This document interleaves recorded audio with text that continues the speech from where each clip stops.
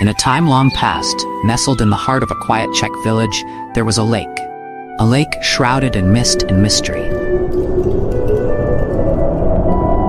The villagers called it Vodník's lake, for they believed it was haunted by a vengeful spirit, a Vodnik, who lured the unsuspecting to their watery doom. An old man Jiří recounted the tale of the Vodnik to the children. Vodnik was once a man, a villager, betrayed by those he trusted, doomed to drown in the very waters he now haunted.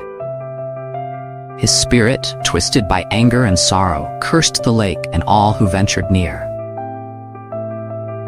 But Marek, with a heart full of doubt, dismissed the story as mere folklore, while his sister Eliška trembled with fear. Defiant and curious, Marek ventured to the lake, with Eliška following close behind. As the mist swirled around them, they saw a glimmer on the water's surface, a golden necklace shimmering like a beacon. Marek reached out, but as his fingers brushed the surface, the water churned violently. And from the depths emerged the Vodnik, his eyes glowing red with malevolence. The creature grabbed Marek, pulling him towards the dark waters. But Eliška, brave and desperate, fought to save her brother. Just as all seemed lost, old man Jiří appeared, reciting an ancient incantation that forced the Vodnik to release Marek and retreat into the abyss. Back in the warmth of their home, old man Jiří revealed the tragic tale of the Vodnik. Once a man wronged and betrayed, he had become a creature of vengeance, bound to the lake by a curse of his own making. The only way to free him was to show the kindness he never received in life.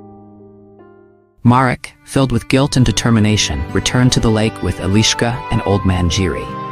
In his hands, he held a locket, token from the Vodnik's past, a symbol of the life he had lost. The Vodnik emerged, but this time, he was not a creature of terror, but of sorrow.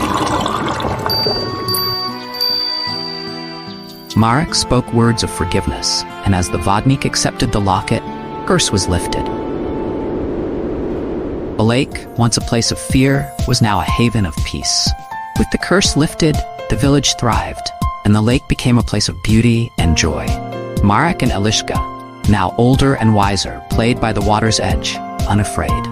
The legend of the Vodnik had ended, but its lesson lived on, a reminder of the power of compassion and the importance of understanding the past. The Vodnik, also known as Vodňák, is a water-dwelling creature from Slavic folklore, particularly prominent in Czech legend. He is often depicted as a malevolent male water spirit, often depicted as a frogman or a little green man in green suit, who lives in lakes, rivers, or ponds, and is known for luring unsuspecting people, especially fishermen and swimmers, into the water to drown them. Once a person drowns, the Vodnik captures their soul, which he stores in his underwater kingdom in jars or porcelain cups. The Vodnik is typically portrayed as a grotesque figure with greenish skin, resembling algae or moss, to signify his connection with water. He has webbed fingers and toes, enabling him to move swiftly underwater, wearing old tattered clothing that appears soaked, emphasizing his ghostly nature, and his hair and beard are often tangled with water plants or algae, reinforcing his appearance as a being of the lakes. Vodnik's characteristics are to control over water and can create whirlpools or stir the waters to drown people.